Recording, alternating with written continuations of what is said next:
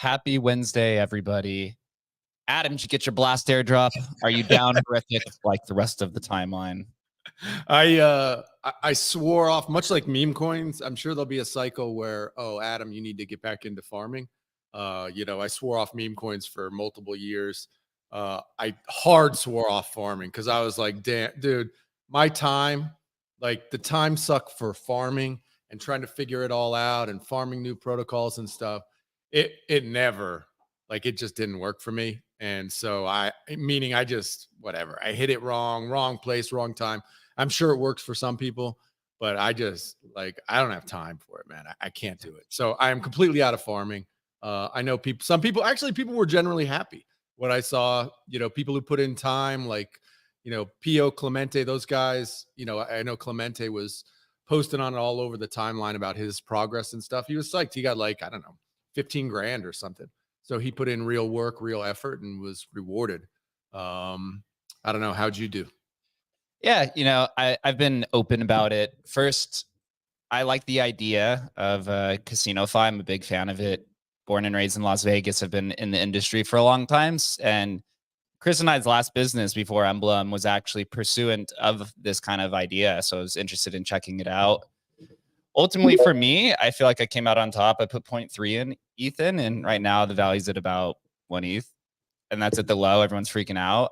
Ultimately, for me, it was more seeing what would work in terms of the attention economy. And so, right, I wanted to take what was there, borrow it, apply it to Emblem some point here in the near future. Honestly, I think a lot of this is going to come to Bitcoin. I saw recently that there's some sort of Blur type platform called Ordinal Hive that's building on one of these layer twos. And then I think you'll eventually see all of this come over to Bitcoin. So really, I think it's more to prepare yourself. I think the high FDV, low float kind of, vesting, locking schedule and stuff is kind of on its way out. People are tired, but it'll just rebrand itself into something else. Ultimately, Yeah.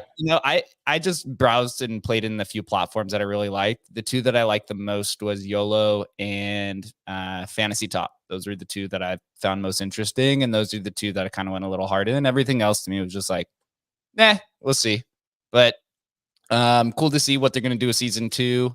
And the app looks cool, and they've got a big vision. So more importantly, the takeaway is to look for things that interest you over there. And then if you're a builder, maybe apply it on Bitcoin because it's really kind of an open space, right?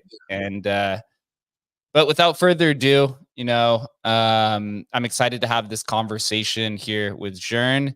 As just like a preface, I actually got a little bit of a tour. I did about an hour-long conversation with Jern, I think last week, and everything looks pretty good. I've actually been a really big fan of books, text kind of based content on Bitcoin. I've said this for over a year now. I think I said this back in like March. I was like, if I wasn't working at Emblem, I'd be trying to build a library on Bitcoin. For my thing was actually for more like whistleblowers to come in. That was kind of the main use case. But I think it's really kind of an open market. And even last cycle, I was really personally dabbling with Mir, which is kind of like Medium on Ethereum. It's just like blog posts. Yep. And I found it really interesting. I mean, but at the end of the day, I think the tokenization of it really didn't take off. I think the use cases of comic books, blogs, poems, quotes, whatever, like I think that's still kind of a wide open space, and honestly might even just be a better opportunity on Bitcoin, because if you're putting your thoughts out there, you'd probably want it to be somewhat permanent, right? I mean, not like social media shit posting, but actual like very long kind of thought out ideas. And I know Adam's has some thoughts on this as well, because we've talked about it multiple times. Totally. I mean, I talked about it early ordinals. People, I was like, well, can I put my book on there or whatever? I mean, this idea of permanence is obviously really enticing for, people who put in a lot of effort to make whatever, write a book or, songs, music, whatever, and so this idea of the impermanence of having it on Bitcoin is like, it's just an obvious play. I think the challenges here, and I'd love to talk to Jern about this, is like, well, how do you get this kind of, we see how tokenization and the gamification, which we just talked about with Blast, is it possible to apply that to this? And If not, how are you going to get traction, right? Because we see this need for gamification often to get any sort of real traction. Or are you just going to lean into the hard coded aspect of it and just really go for people who just want that permanence and not worry about the gamification? So I'm excited to talk about that. Well, first of all, Jim, guys, those are really good questions, and I'm really excited to talk about this subject. First, the gamification, because the thing is, the goal number one at the end is to really help writers and to help like readers in the world of Bitcoin. And there's many things that are still not probably like on it's set in stone. Like a couple of days ago, Assange, the publisher in chief of WikiLeaks, was finally freed from prison, and that is something that I really read a lot on, and I still want to read more on this subject because this is something that is literally really important, because like a lot of people have been talking about like how immutability on Bitcoin and kind of like Inscripedia could be a good way for whistleblowers, and that was one of the first points that when I started Inscripedia, a lot of people found that this use case was really good, but at the same time, personally, I would like to avoid going to jail. So like even though like, and that's why like it's always like it kind of like the idea, like I understand that like this is one of the most obvious use cases of like let's say inscription, like text inscriptions that can be changed, like because at the end I want to become the library of the most popular library on Bitcoin. So like I said, just to make sure that everyone understands, Inscripedia, right now we're working on three main features. The first one being the publishing house. So, but in Web3 terms, would be more closer to an inscription service. But that would be really smooth and really like um, we would have step by step. Okay, how much supply you want? It would be like really, because the goal, because it's a decentralized publishing house, is to make it completely permissionless. So anybody can like decide the supply that they want, could launch anytime, and it will really work as a publisher, as a publishing house. The second point really important is a library. So like the goal is that Inscripedia would be used as the main library in Ordinal. So anybody that wants to read any kind of books, right now we already have a couple of books on. We have the Bible, we have the Quran, we have the Great Gatsby. We already have actually a lot of, not a lot of books. That would be like we already have some books, and the goal of creating this all of this infrastructure is to democratize all of it. So like there will be more and more books by making it a lot more accessible, and people would then come on Inscripedia and read all of these books. And the last one would be the marketplace slash bookstore to just trade those books, because we're still it's in the Web3 ecosystem. But if we come back on that library part, I would say like right now, even in real life, there's not many services to read books easily. The goal of Inscripedia is that you go on inscripedia.com, you're on a homepage, you go on the search bar, look your book, even if it's there on the popular publication, you click on it, you read it. Within 50 seconds after writing inscripedia.com, you're already starting reading it. That is the goal. Don't want to make it too complicated. Don't want to.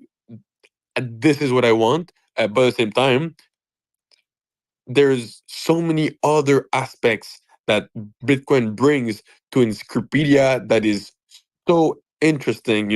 First of all, the WikiLeaks part, that is something that I personally like in a way. I like that people can really publish uncensorably. Like I don't want to censor, of course.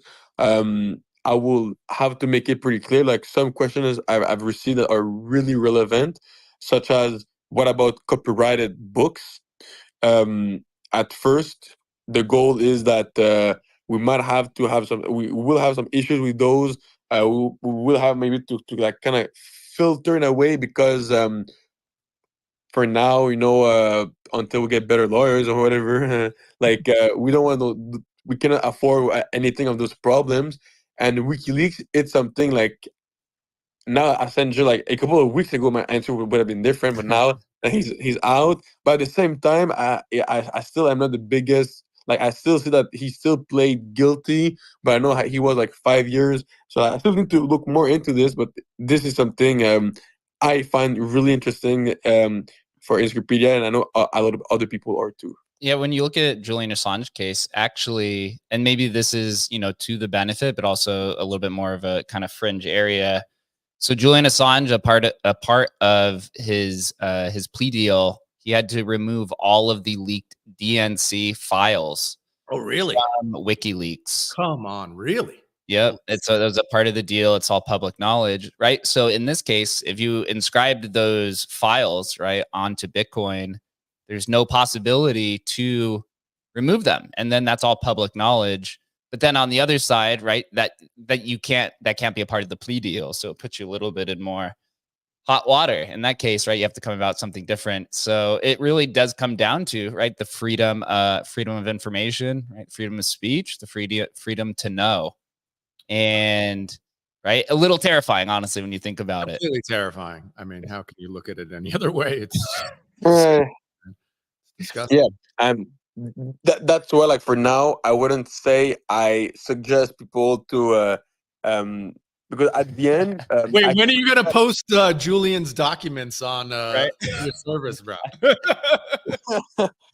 I mean, like on another, like of course, like because there's many ways. Like I already see myself talking about this with other kind of people eventually, but like that was the question. Like I remember at the very beginning of Ordinals, people were like, will the people running nodes have problems because they will take like there's always weird people Sure. inscribing. Like I haven't really seen any. Like I didn't look at, but I suppose there is. And it's not because you're technically hosting them on your node that you should go to jail, And that's why, nobody can force anybody else to not inscribe something because it's completely permissionless too. That's also a principle of ordinals. But maybe like I mean, at first I might not host them until we figure something out, and because I don't want to go to jail also. Like that is pretty, like I like my freedom, Well, like certainly like that on from like a website standpoint, like with, I don't know, Ord.io, right? If there's something that is, they don't want up there, whether it's pornography or whatever, they Mhm. can just filter it, right? And so I think, you might not be able to prevent people from inscribing anything, but that doesn't mean you have to show it. And I think that's the same with everything, right? I mean, it's Yeah. certainly, I don't think that's an issue. I do think though, if you have a centralized minting service, right? That may be something where, the authorities, and I'm using air quotes here, That's the attack vector. may look at that as, well, you're then responsible somehow for preventing the inscribing of whatever classified documents, lewd material, something like that. How do you view that? How do you look at that? I mean, in a way, it's not because somebody inscribed something on on Ordinals bot, that Ordinals bot is at fault for this. Like at first, my inscription service, my publishing house, um, will. I mean, collections. There will be much less collections than what I call them one-on-ones, which are like publications, books, novels, quotes, poems that you just inscribe for yourself, such that you would use an Ordinals bot. Um, like if somebody uses our inscription service to like inscribe something like illegal documents, like copyrighted books. Let's say somebody tries to inscribe Harry Potter. We cannot really prevent them from inscribing it, because anyway, like even if they use our standard or like anything like that, it I don't think like that would be, because like, at the end they could also just use normal inscription service like Arnold's bot, and also have technically the book, the copyright book, like and still and inscribe it, you know. So like I don't, from a logical from my perspective, I don't think we should have any problem for that. The real problem would be to host it and to let people read it, and or to let people make money out of it. Like if somebody makes a collection of copyrighted um document, anything, we'd have to, I guess, as ASAP stop what, I don't know, like the, I guess the main thing, um because we could have a problem because that person would make money using our tech and uncopyrighted uh, stuff. So like that could be problematic for us too. So please don't do this. So Sharon, let's dive a little bit into your research, and then we'll talk about the platform at the latter half of the show. I mentioned earlier in the beginning, I've done personally a ton of experimentation in terms of tokenizing written content, whether it's blogs, right? You could do poems, you could do comic books, you could do long form essays, short form essays. There's, all kinds of different types of content that is pretty much underutilized or even underexplored. On Ethereum, there's Mirror, which is an L2, it's an L2 application. I forget on which L2, where you can kind of tokenize blogs. When I used it, it didn't, like, it was cool. You could have this kind of idea of permanence, well, to the degree of the L2. So it's not as far permanent, but it's a little bit of a better trade-off than, using something like Medium that can just completely block your profile. Through your experiment, what type of things have you seen that stood out in terms of, text-based tokenization across these different type of platforms? What are kind of the negatives that you've seen, and then what are some of the positives that you want to bring over to Bitcoin? I would say that one of my favorite, I wouldn't even call it competition, because even I talk with book.io, um, and they are aware of Inscripedia, but they have absolutely no intention on coming to Bitcoin and everything. To like they're really like a pretty healthy relationship, and some of their parts I liked it. The other project is called VV, which is really not only text NFT. It's much more. It's collectibles, which is also like an area I talk a lot on Bitcoin. And like I said, sometimes like books can also be viewed as an introduction to collectibles on Bitcoin, as collectibles are really not something popular on like, except the sub 10K, and sub 1K, there's really not that many collectibles on Bitcoin, and books are, in my opinion, a great introduction to them. But actually one of my greatest inspirations was slash is VV, um which I think back in 2021 really nailed it when they made their comic books on they although they have the IPs of like Marvel. It was mainly Marvel comic books, and I really like the way they did it. They did like 5 rarities. They made drops of like popular characters. Now the only thing I have like uncommon, rare, ultra rare, and secret rare. They have a really low mint price, and they have a marketplace to trade them. At first, I don't know. From the beginning, that marketplace it was like 1 year. So that was something, and it was really easy to use. And that was the thing I really always appreciated of Vivi.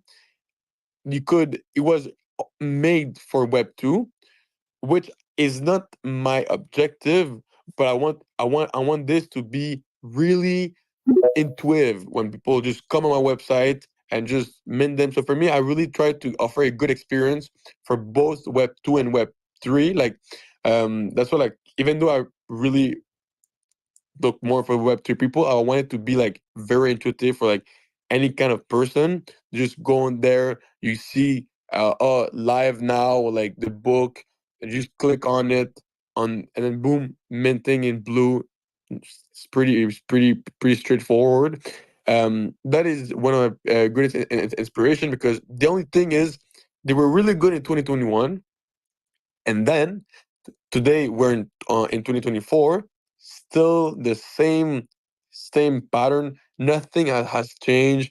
They haven't evolved in any way, and that is the problem of other projects such as book.io, which I is the in my opinion the best, like I say like in NFTs, because VV's not really NFTs, we could agree on that, but like book.io, I really like that they publish books. They've nailed some points that are really important, like the community. They have a dark hard fan community. Even despite the bear market, they usually sell out. They've done like they make drops pretty much twice a week. I've talked with some of their um uh really hardcore like community members to this day, and I try to understand why book.io, why this, and then because they're not really even a publishing house, they just sell books from the public domain, and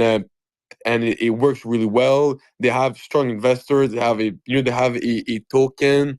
um but at the end, when I look around, have never seen a project that is trying to do what I'm doing. Even though, because like book.io is a publisher, but it's not really a publishing house. There's other product or publishing houses, but like it's too boring. And at the beginning, when we were talking about gamification, that is something that so many projects don't understand. Like book.io to this day is not at all Web3 native. They like nobody has like except if you have looked for it. Although it is also in Cardano, this one, which is I don't know why, but it's on Cardano. Um, so, like it just is, Why would anybody do that?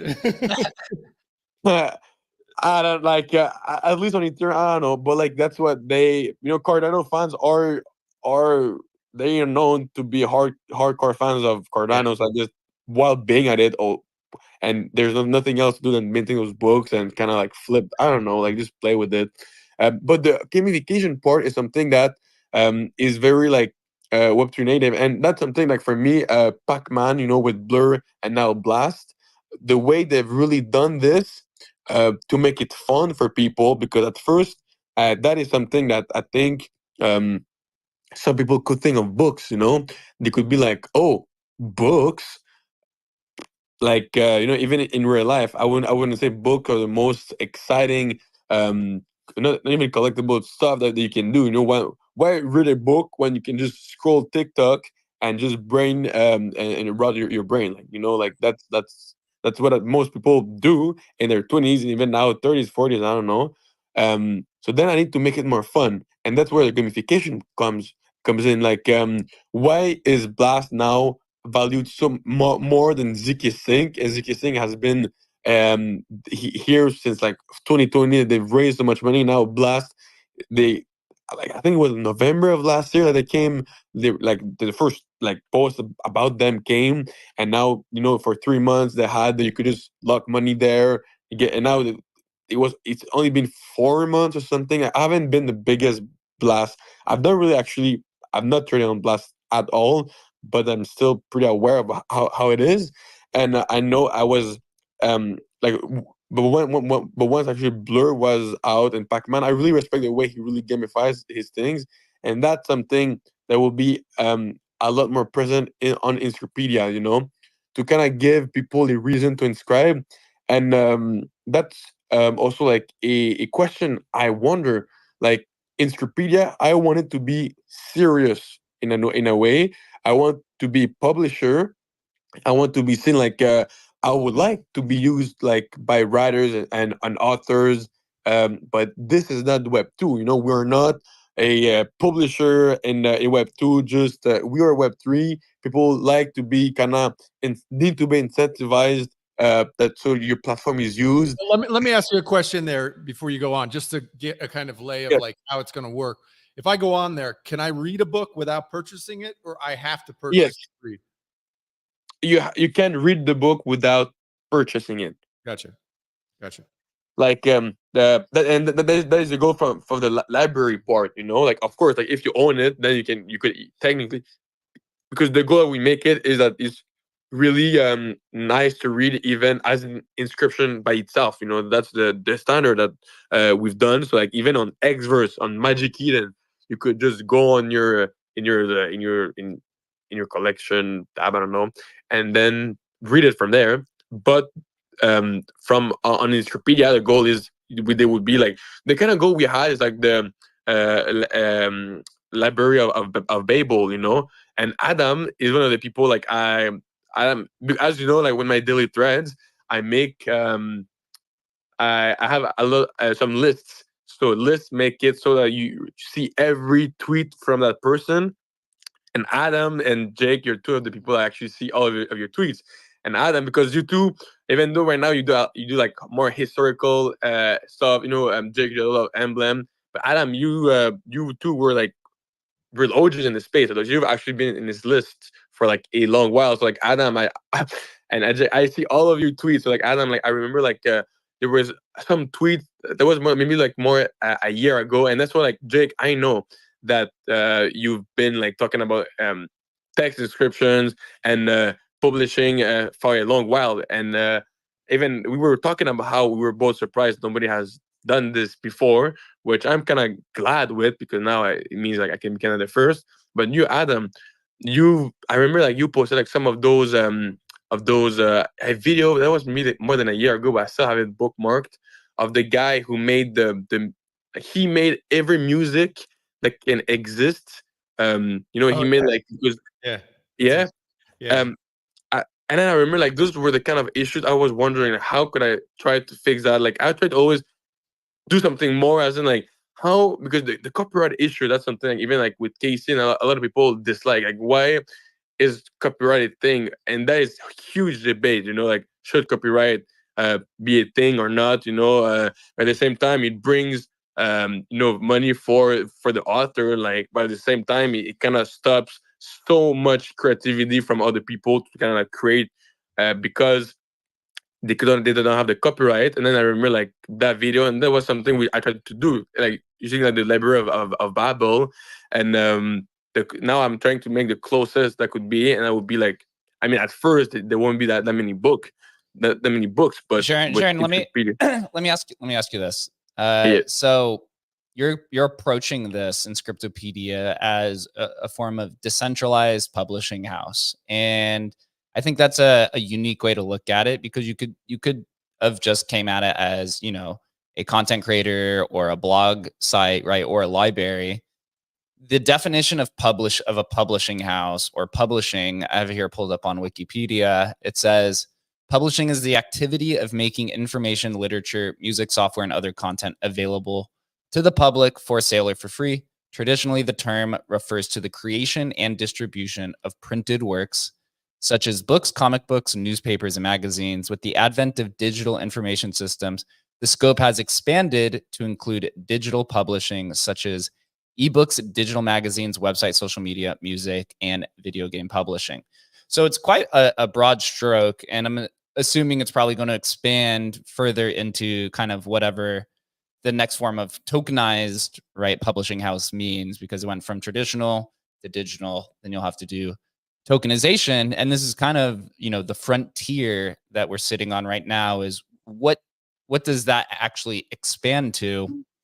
And so as we go on to Inscriptopedia, what type of content specifically, maybe of some of the things that I named off, will be curated in the beginning, and how are you going to go about curation? Will you just be indexing for literally anything that is inscribed through the tool on Inscriptopedia? Will you display ordinals or inscriptions that are text-based prior to the launch of Inscriptopedia? Is there a certain type of content? Give us, the details of what is going to be curated, or at least focused on, in the beginning of the initial launch of Inscriptopedia. So on Inscripedia, we will eventually have. Now we have 75 genres, which would be like action, even like stuff from Twitter announcements, even stuff like of course books, novels, comic books.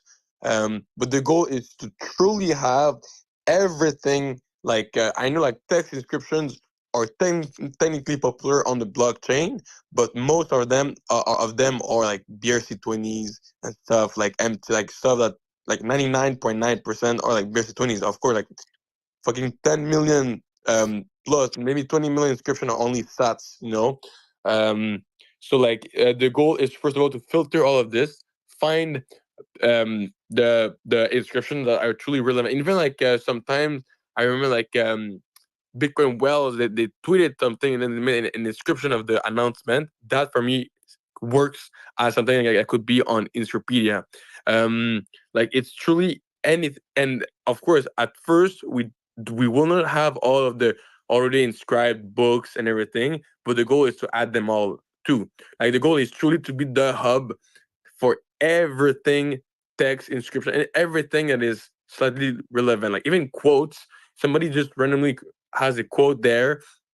We really just want to democratize the publishing, the book industry, like, and that's what like I'm thinking so much about the three infrastructures, and one of them being the library is it's still like Web3 in a way. So like even though in real life you want to publish Twitter announcements, if they do, I think they deserve to be hosted on my website. So people and they could have like on the in the library, they could, if somebody wants to only read the Twitter announcements, or they will, like it will be there, quotes, and then we will have actually like the action of at first comic books. Like I mean the one from the UK Avengers will be 100% hosted on our website, but that's one of the hardest ones. Like it's really harder to make comic books because it's images.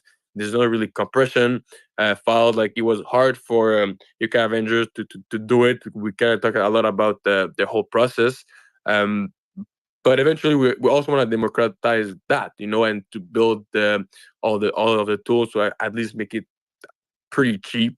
Uh, we still haven't finished this at all, so like we will say about that later. But yeah, so that would be like anything that has been inscribed, that will be inscribed, that is slightly relevant to the book industry or to the like text industry in general. Got it. Sorry, Jake. But The connection, like you just mentioned, whether it's a tweet or a quote or whatever, that's where maybe you can get into some interesting stuff, connecting, the creator of that tweet or whatever with the end user, right? And trying to create gamification around that. I think we've seen some success, not in text necessarily, but certainly in the art space where,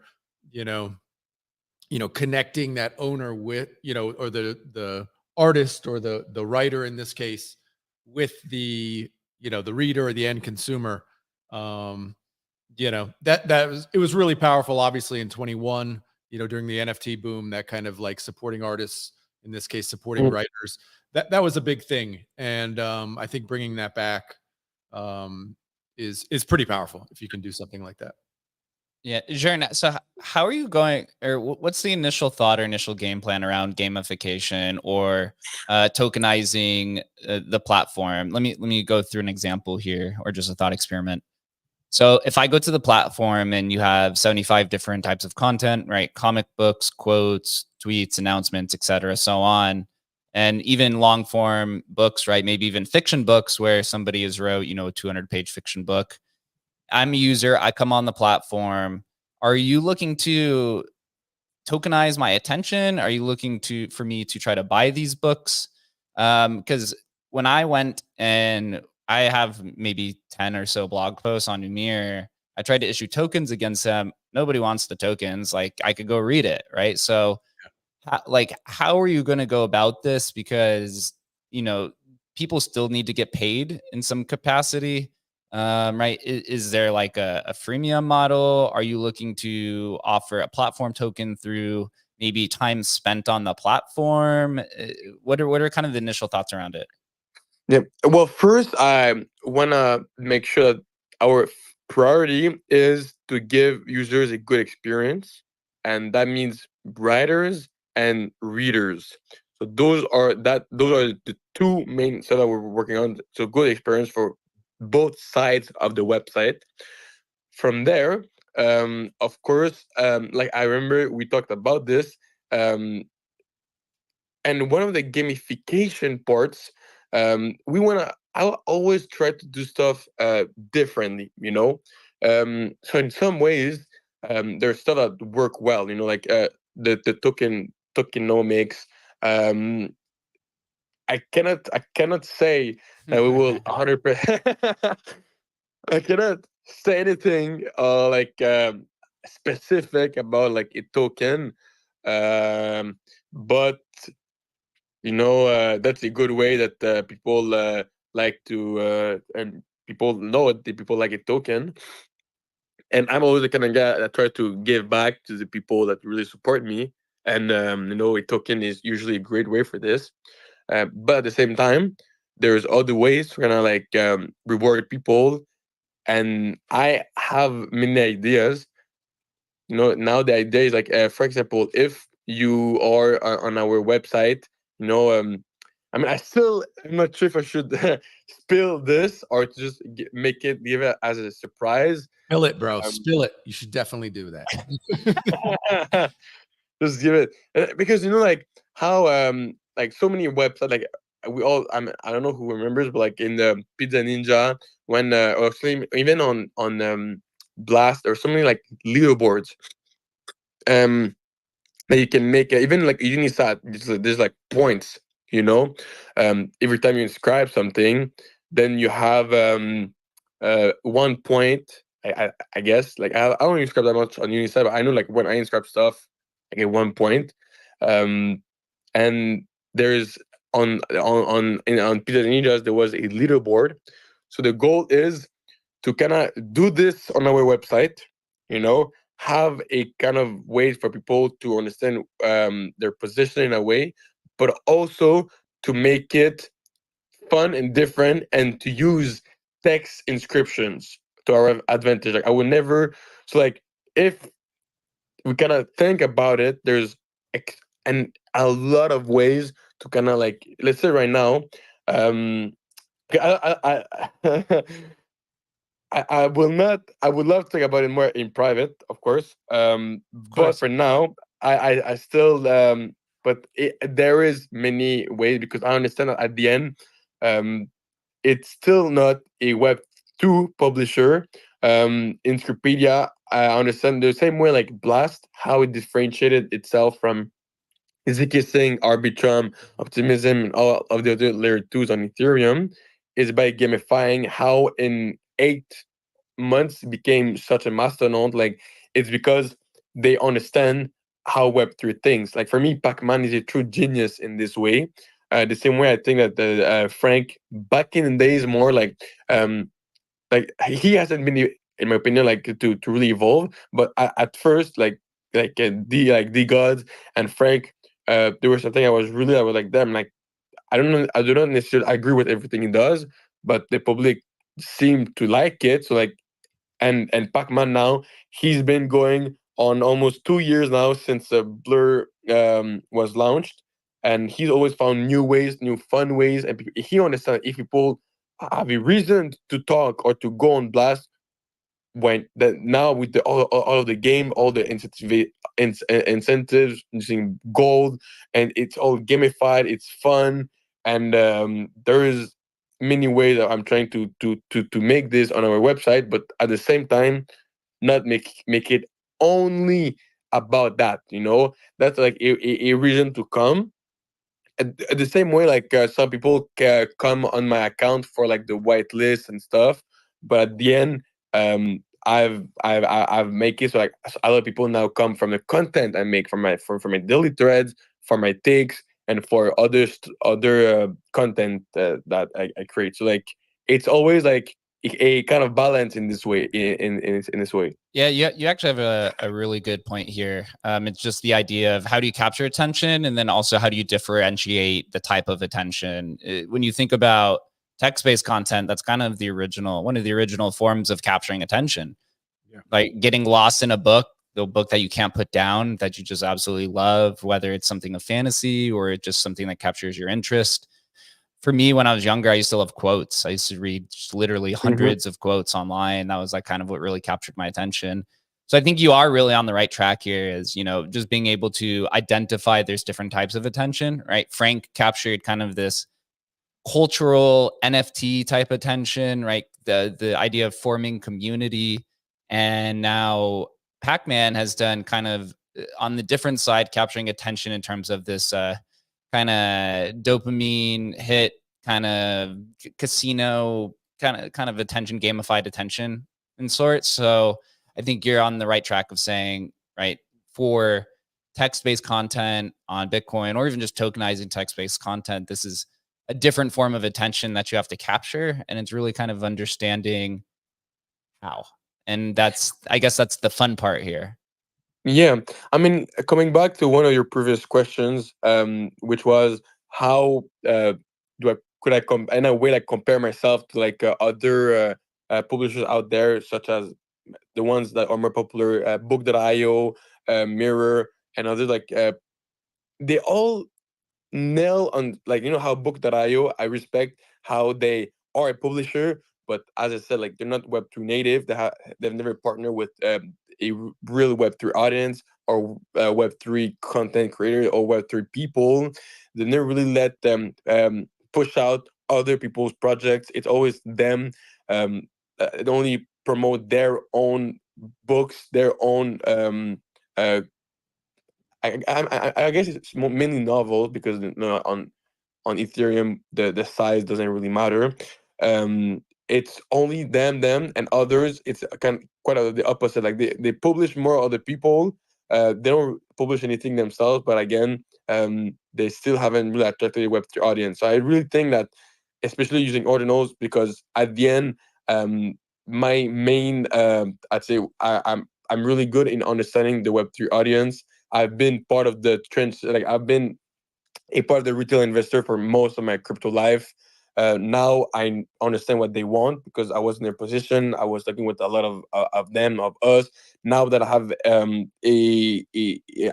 I've been working on Inscripedia. The people like Jake, you're one of the people I know. That summer last year, we're talking about like. Totally, man. I mean, right at the start, Wow. people were talking about this, and like I can't remember who I spoke with about putting my book on, and at the time it was so expensive. I was just like, whoa, what would it be like to put I don't know, 150-page book on now? What's kind of the inscription costs now? I know it varies wildly, but what's it running at now? I mean, right now we tried, like, I mean, the thing is, right now the fees are so cheap. Like yesterday we hit like 8. So now, like the Great Gatsby was like less, like it was like 400 pages, like when the version we used, and we didn't even compress it to the best. It was less than 1,000. That, and most people won't even have a 500 pages book, and that including the cover. It's like us, for example. At first, we weren't sure if we were going to let people use a cover or not, and now we decided we will. Because the goal is we wanted to make it as affordable as possible. I mean, at the end, people they will decide. But a cover, it's such a big part of a book too, and especially that now I've considered that most people cannot go from whole JPEGs to now books. Like text inscriptions, and the cover is a good way to like balance in the middle, because there's still like a JPEG in a way, but it's like a JPEG with extra steps. Because I just that's what a lot of people would think at first, and I understand this. I need to prove it to them, not them to me, and that's what I will do. Like IRL books are the only art form that is still more has a bigger market in real life than digitally. That's why, like, even though Kindle exists, it's such a small part of Amazon, and there's not really even competitor, because just the market isn't very interesting for most people, as people still prefer IRL books, and that's only because of the experience. Like so many people, they read Kindles from top to bottom. Even though they have some nice tech, like it's not as hard on the eyes as when you look on the normal phone. But still, like it's Amazon is so big, like they don't really care about Kindle now. Like it was at first they did because it was one of their first product because they also like started with books, but now they have they have so many things that makes more revenue to them. So like just they're in Web 2 is the biggest. Like Amazon now is the best way to technically self-publish, and that is a really bad way. Like even like our goal right now, even though we're Web 3, I will say that the Web 2 potential of Inscripedia, but like just bigger, is enormous too. I got one final question here. So when this launches in, I believe, 12 to 13 days, do you have any partnered creators who will be launching, or any type of notable text-based content creators on Bitcoin specifically that you would like to bring to the platform? Yes, we do. We will have a very big, let's say, Arnold personality that will launch on the day. Even though that is something that I've been working on for a long time. Still, I will not disclose it, but I need to really disclose it pretty soon. I'm still working to get a space with him, and I'm talking with one of his really close friends. That's his really close friend. We will have a space with him on Friday, actually. But I will announce it later today. But it's hard to get a grasp on him. Um, but the other thing is, so many people have been telling us like that like this collection shouldn't. Right now, like every project have a call with on like, oh, everybody's postponing. Like right now, there's been Lucid that had some hype and it flopped completely.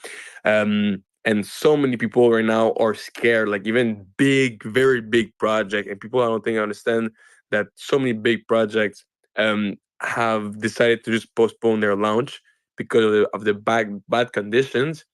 And I would love to talk more about this subject because that is like, I understand it's about market. I realize this, but at the same time, this is simultaneously the best way. Like for me, Inscripedia, there's no like as soon as possible is good, but like collections, like actually Mochaverse decided to not postpone and they will launch in July, which surprised a lot of investors, like just people in the space, because they're like right now in this market, but nobody it won't pump as much as if you launch 3 months from now. But at the same time, if you do launch, even though it will not go crazy, it will be a lot healthier, like a lot more people will be happy to buy it now and not necessarily speculate on a 10x that would happen like if you had launched in April, but will enough people care? That's what people are scared. Will it mint out? Will it not? And does it even matter if it mints out? Worst case, we cut the supply. We're just happy with whatever. Like as like it's a really a lot of question. Like how would you guys recommend a collection to I guess mint in this market right now? Like people are saying, oh my god, like some people are like actually scared that it's finished, which also is pretty funny to me at this point, but I guess it's the experience that can be taught also. It's really tough, man. Really tough to launch into a down market. It's funny enough, like you were mentioning, we were talking about Julian Assange and stuff. It's almost, it's obviously not what you want to do long term, but creating a little controversy about, putting some of the stuff that was taken down on. Yeah. I'm not saying that's necessarily what you want to do, but to bring attention, you almost have to do something out of the box. And that could be, okay, well, we're going to publish the works of whatever, Casey Rodemar's written a book and we're going to put it here first, like something like that. Okay, obviously it's going to make waves, but you got to kind of find a way to make waves in some way, and it's really, really difficult to do, right? Especially when you're trying to sell books. I don't know. In a lot of ways, like I was just chatting with Soul, made a post about it. Like in a lot of ways, this, and I think Jake feels it too. It's like we recognize the need for text to be inscribed long term, but creating hype around it almost feels counterintuitive, right? And so I'm not exactly sure how to do it. It's a real tough one. It's challenging. Chris, you have a thought or question? Yeah, I love to see this being tackled. Definitely one of the biggest kind of use cases, I think, for something on an immutable ledger is, inscribing real, scarce or censorship-free documents such as text. How do you go about kind of indexing and kind of making sure that the texts are kind of authentic or not drowned out by unauthentic or edited text and things like that? How is that kind of tackled from your point of view? At first, it's true that that will absolutely not be obvious because we will be handling so many things, and because it's permissionless, like anybody will be able to inscribe anything. So many people might just inscribe like fake news, and then they could share it because we would maybe not host it. That's a very good question. Just edited text and with the purpose of misinformation. That is funny because it's actually like the same. It's like whistleblowing, but but fake. Just. I mean, there's many reasons why somebody would do this, but that's actually the same arguments be. I mean, I'm not even sure if it would be illegal because then it would be misinformation, but it wouldn't be like actual illegal documents. So like, but I also don't want misinformation. Bro, I just got your marketing strategy. Contact Julian and get him to start doing it, bro. That's the way to give him half of your website, or whatever, half of your business, and have him just start reinscribing everything, man. Julian's launching a meme coin. What are you talking about? Yeah, Julian Assange is your lead investor, bro. That'd be perfect. Yeah. I mean, Chris had a really good point here as well. In general, I'll let you go back to it. It's probably a much deeper conversation. We'll have to have another day, but right, with the proliferation of AI, you could easily just take somebody's original work, put it through an AI tool, say change a few things so that it doesn't, kind of hit the copyright or the plagiarism kind of things. Yep. And then that makes it a very tough kind of curation era to know what's the original work. And right, does this avail to copyright, right? Even in a crypto space where most people tend to be CCO maxis, right? How do you go about CCO versus IP over text work? That's another kind of much deeper conversation that has to be explored. Totally. Yeah. So I just wanted to add that little note in before you continue, Jane. I mean, for now, I will say just we'll do our best, because, but this is very true. Like, we haven't really made many thoughts about it. So I think your name is Chris. Good question, Chris. I will think more about this now because it's really fine line. It's misinformation, but at the same time, if it's not illegal, should I not host it? But if it's done on purpose with bad intentions and with the goal of spreading those fake news and using Bitcoin, like a lot of people come, oh, if it's on Bitcoin, like blah blah, like, and then they use the good vibes on the good side of Bitcoin because like if they're making all this efforts, they wouldn't do this for something is fake, whatever, and then it will. So like even sometimes for us, we won't know. Like at first last week, Donald J. Trump, we didn't know if it were true or false, and now a lot of people might inscribe books and saying like, oh my god, it's leaked documents, and then I would have no clue to know if it's true or false. Well, that's when it becomes important, like who actually did the inscription, right? So it's a wallet, and that wallet's owned by Julian Assange, and he claims that wallet. That's where that sort of thing gets important.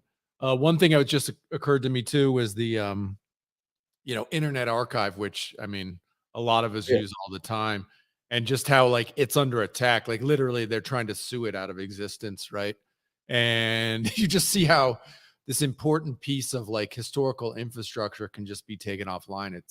It's freaking terrifying, So anyway, I appreciate you doing this work, man. Yeah. You're welcome. I mean, if anybody has the number of Assange, don't hesitate to give it to me.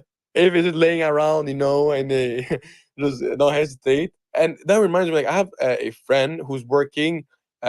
It's kind of complicated, but he's working like on a kind of like internet through thing. I guess Tap. I know he's a big fan of Tap, like blog.